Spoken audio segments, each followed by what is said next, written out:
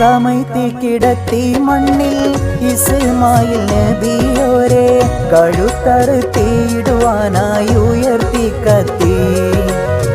കമഴ്ത്തി കിടത്തി മണ്ണിൽ ഇസ്മായിൽ നബിയോരെ കഴുത്തറുത്തിയിടുവാനായി ഉയർത്തി കത്തി. ഉടനെ കർത്താവിൻ മറുപടി അതു വിടുത്തി.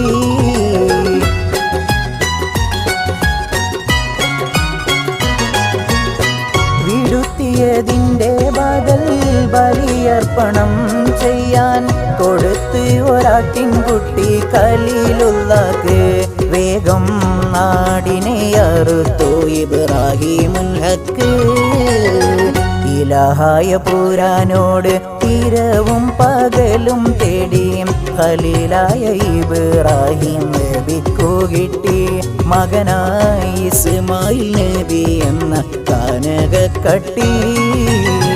ഇലാഹായ പുരാനോട് ഇരവും പകലും തേടി ഖലീലായ ഇബ്രാഹിം നബിക്കു കിട്ടി മകനായി ഇസ്മായിൽ നബി എന്ന കാനകക്കട്ടി.